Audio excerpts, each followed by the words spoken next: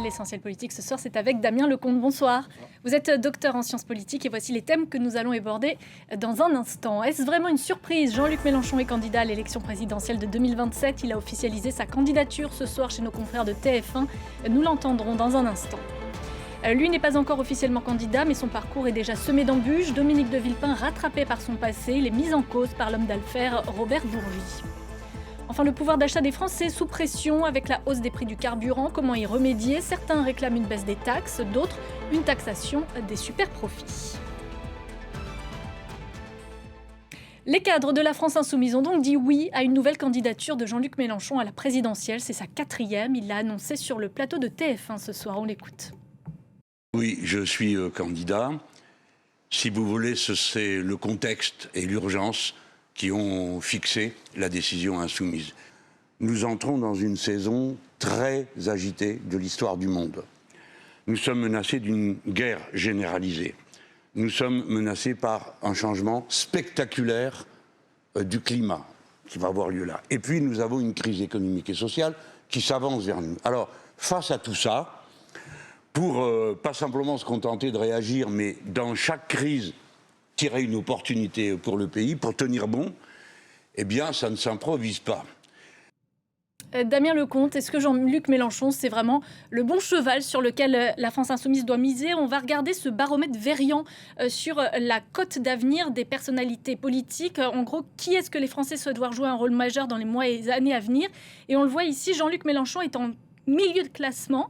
Est-ce que ça peut encore bouger en sa faveur? Les choses peuvent toujours bouger. Alors, c'est vrai que cette candidature n'est pas une surprise considérable. Dès lors que la France Insoumise devait choisir son candidat, le suspense n'était pas tout à fait immense. Mais c'est vrai que pour la France Insoumise, c'est un choix à la fois évident et risqué. Bon, c'est vrai qu'il est le chef incontesté de la France Insoumise. Cela confirme le caractère très vertical et très personnalisé de ce mouvement.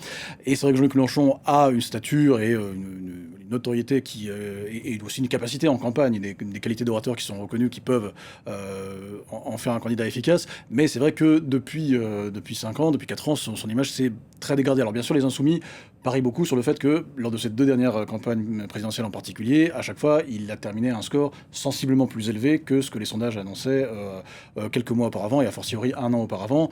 Et donc, toujours compter sur le fait qu'au cours de la campagne, les choses peuvent évoluer. Et bien sûr, les choses peuvent évoluer dans une campagne. Mais c'est vrai que depuis la dernière fois, son image s'est quand même dégradée encore plus, pour tout un tas de raisons, et que il y a toute cette diabolisation de la France Insoumise et de Jean-Luc Mélenchon en particulier, alors qui est due en partie aux stratégies politiques de la droite et du centre et d'une partie des médias, et en partie des stratégies de Jean-Luc Mélenchon lui-même, qui font que, même si l'accès au second tour n'est pas totalement invraisemblable, sa performance au second tour aujourd'hui paraît très, très peu probable. Il n'y a personne qui aurait pu prendre sa place?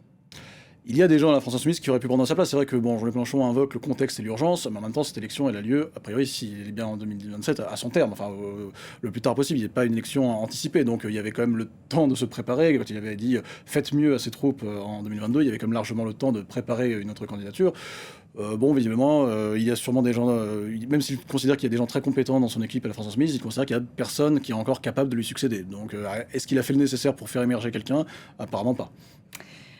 Autre candidat qui n'est pas encore déclaré officiellement, mais c'est tout comme, c'est Dominique de Villepin, sauf que l'ancien ministre des Affaires étrangères et ancien Premier ministre sous Jacques Chirac est visé par des accusations de l'homme d'affaires Robert Bourgi. Dominique de Villepin aurait reçu pour 125 000 € de cadeaux lorsqu'il était au gouvernement. L'ancien Premier ministre ne commente pas ces accusations, mais il dit voir dans ces révélations l'ombre de Nicolas Sarkozy. Alors tout d'abord, quel regard vous portez sur cette affaire? Est-ce que finalement c'est de bonne guerre en campagne? Tous les coups sont permis? Tous les coups sont permis. Tout dépend de ce qu'il y a derrière. C'est-à-dire que Robert Bourgi affirme il revendique quelque part d'être motivé avant tout par une motivation personnelle, un ressentiment personnel. Il veut torpiller sa candidature, il le dit officiellement. De la même manière, d'ailleurs, évidemment, ça rappelle l'affaire des costumes offerts à François Fillon en 2017. Et il avait revendiqué là aussi le plaisir qu'il avait eu d'appuyer sur la gâchette et de torpiller sa candidature. Même si en vérité, à l'époque, c'était pas tant cette affaire qui avait affaibli François Fillon que celle des emplois fictifs de son épouse. Affaire d'ailleurs pour laquelle il a été condamné alors qu'il a eu un non-lieu sur l'affaire de trafic d'influence concernant Robert Bourgi. Ici, là, évidemment, le fait que ce soit Robert Bourgi, on peut se demander est-ce que c'est vraiment une motivation personnelle ou est-ce que derrière il y a la patte de Nicolas Sarkozy dont il est proche. Effectivement, c'est une question qui se pose et c'est ce que suggère fortement Dominique de Villepin. A priori, pour l'instant, on n'a pas le sentiment d'apprendre énormément de choses nouvelles qui étaient totalement ignorées. Alors évidemment, cela peut affaiblir Dominique de Villepin parce que ça rappelle le fait qu'il vient de la droite chiracienne et des relations parfois complexes.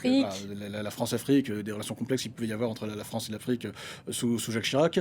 Mais bon, s'agissant d'un candidat qui, pour l'instant, même s'il a une relative popularité, qui ne se traduit pas encore aujourd'hui, cette popularité ne se traduit pas aujourd'hui dans des intentions de vote considérables. Donc, à voir si cette affaire va vraiment bouleverser le cours de... Dans tous les cas, il faut s'attendre à ce que la campagne pour cette présidentielle soit sale.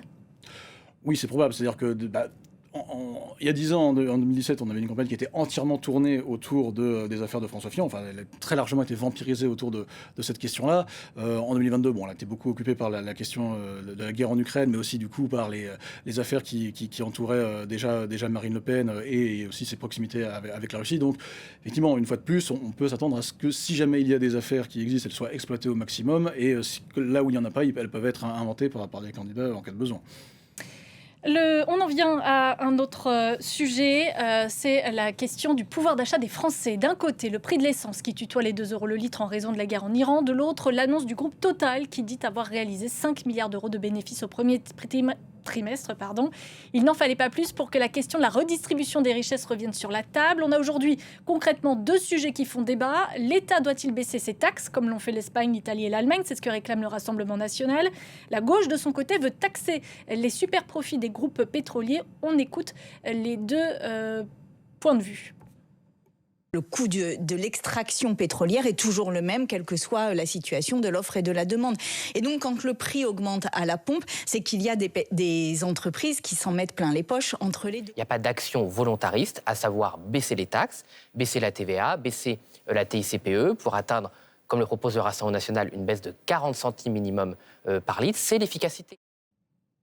Bon, baisser les taxes, taxer les super profits, qu'est-ce qui est le plus plausible, le plus réalisable, Damien Lecomte? En tout cas, jusqu'à présent, le gouvernement a fait plutôt le choix d'aides ciblées, donc de dépenses fiscales. Donc, finalement, après, baisser les taxes, ça pourrait être une autre façon, effectivement, d'aider le pouvoir d'achat des Français de cette façon-là. Mais ça coûterait 17 milliards d'euros, selon le gouvernement. Effectivement, le gouvernement marche un peu sur des œufs parce qu'il a toujours cet impératif qui s'est fixé lui-même de ne pas aggraver le déficit public. Et donc, évidemment, toutes ces aides, que ce soit des aides ciblées ou des baisses de taxes, devraient être, dans sa logique, compensées par des baisses de dépenses publiques qui, évidemment, du coup, auraient aussi des conséquences.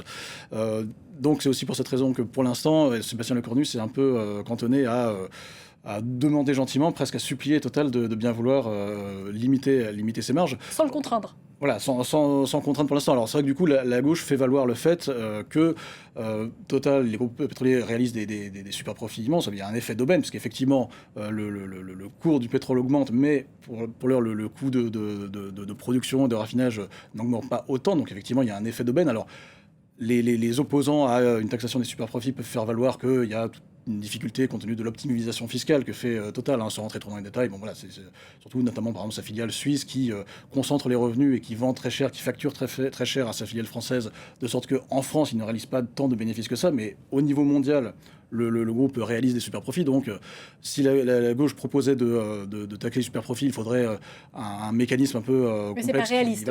C'est réaliste, mais en tout cas, il faut être assez subtil pour prendre en compte les bénéfices du groupe au niveau mondial et la part de ces bénéfices en France. Donc, ça nécessiterait un bricolage juridique et financier qui est possible, sans doute, mais qui demanderait d'être débattu au Parlement. Ce n'est pas totalement impossible, puisqu'on sait que dans cette assemblée très divisée, il peut y avoir parfois des majorités d'idées qui peuvent se former dans des cas très particuliers. Mais en tout cas, voilà, il y a des différentes.